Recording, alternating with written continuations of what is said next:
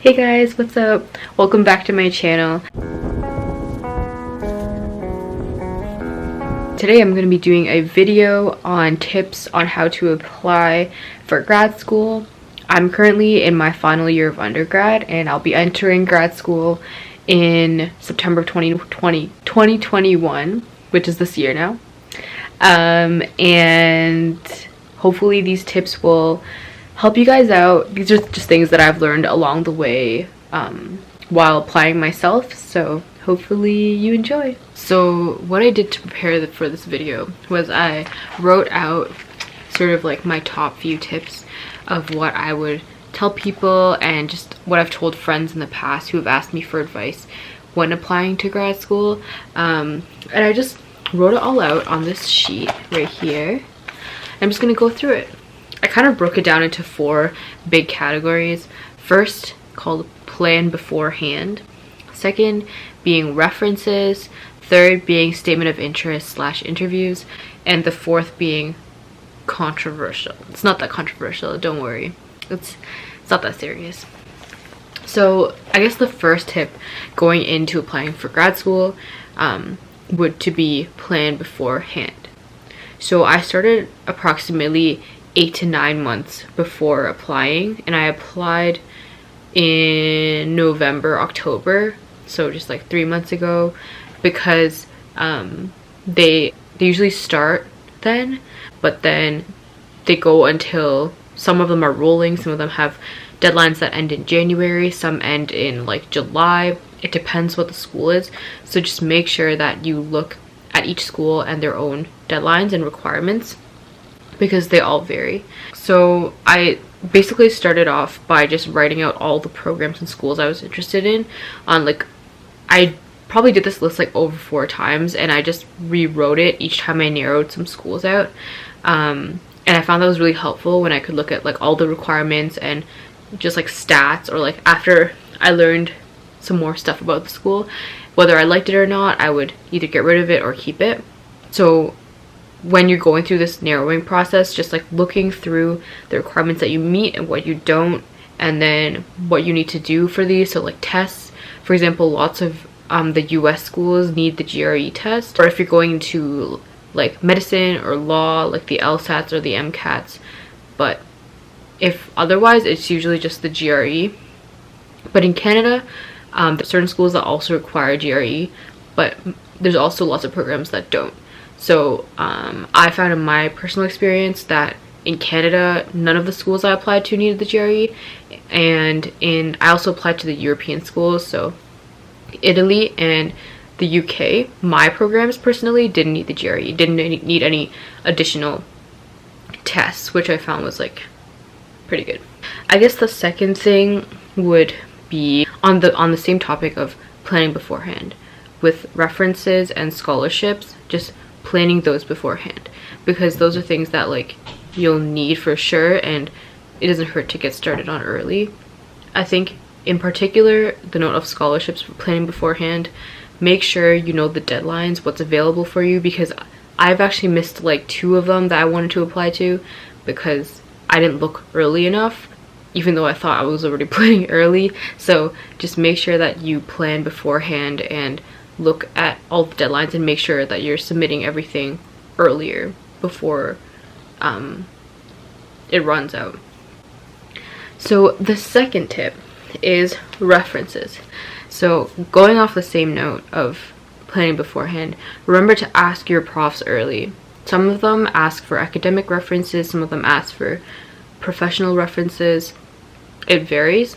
So make sure you know what they're asking for, and you have maybe like 2 or 3 people in mind, just in case one is too busy to help you or can't help you. Then you can go to your backup reference or whatever.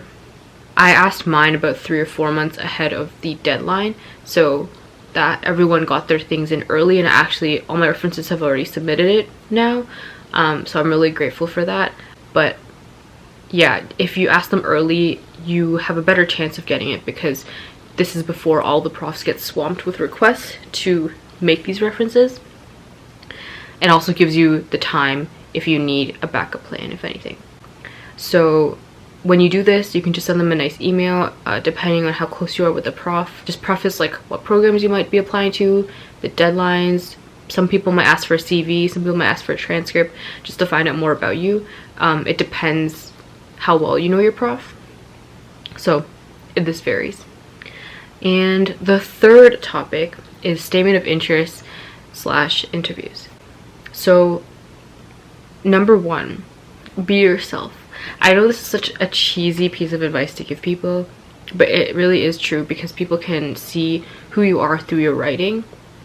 And so don't be afraid to tie in your personal experiences in with how your extracurriculars or work has made you into the person you are today, and how that relates to the program.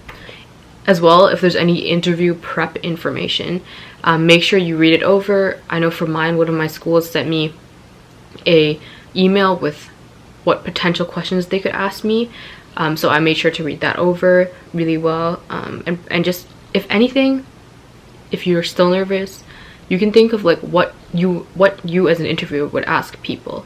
So like, what would you want to know about the students? Sometimes they'll ask you nothing that you prepared for, and that's completely okay too.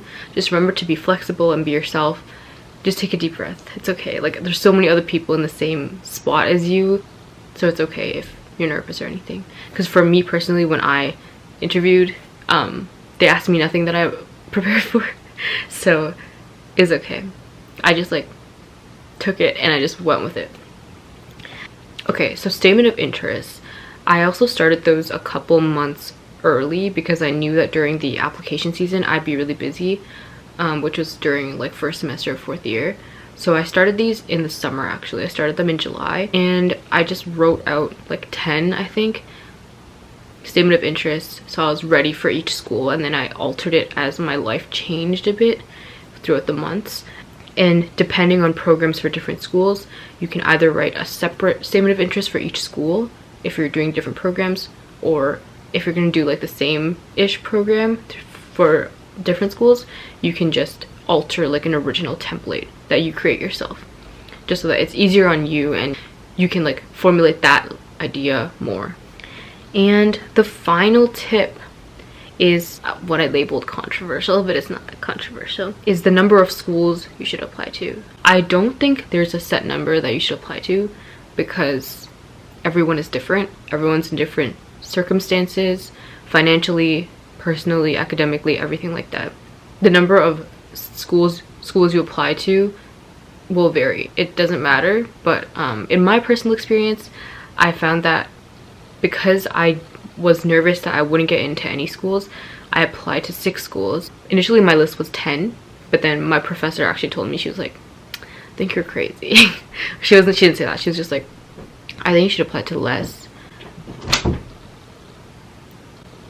Hi. What? Are you recording? Yeah. I got a 97.5 in medicine. After you don't get it, did it? He made a lot of the citations proper, and a lot of like the key phrases you like under surveillance. Like What are you doing?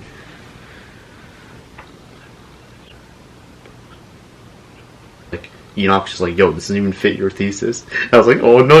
I was like scrapped it all. I just threw it out. What the heck? Thanks, Steph. Bye. You're welcome. Thanks. And back to what I was saying. So I applied to, so I actually was very nervous that I wouldn't get into any schools, so I applied to a bunch of schools because I really didn't know. Some people will call them safety schools, but I thought all of the schools have a good shot and I'd be lucky if I got into any of them. I applied to 4 Canadian schools and 3 schools abroad in Europe. So count 1 as ambitious school, or 3 of them, like the Europe ones. I really don't know what the standards are, and I think reading Reddit is not very helpful in telling you, like, gauging whether a program is right for you or not. I know it's like good because you get raw opinion, but sometimes it's just like really hard because people come from different walks of life, and it just might not be unbiased opinions or like advice. I applied to 6 schools just to make sure, and I got into 1. So far, I have yet to hear back from the other 6, but I'm excited to, and that's essentially, like, I think 4 of the most crucial things to know, being 1, plan beforehand, 2, what to do with your references, 3, your statement of interest and your interviews, how to prepare for them, and 4, how many schools to apply to, which at the end of the day, don't feel pressured to apply to more or less because everyone has different circumstances. So yeah, I hope you guys enjoyed this video. I will likely keep vlogging and maybe eventually do like a decision video. I don't know, maybe not, maybe no one wants to watch that.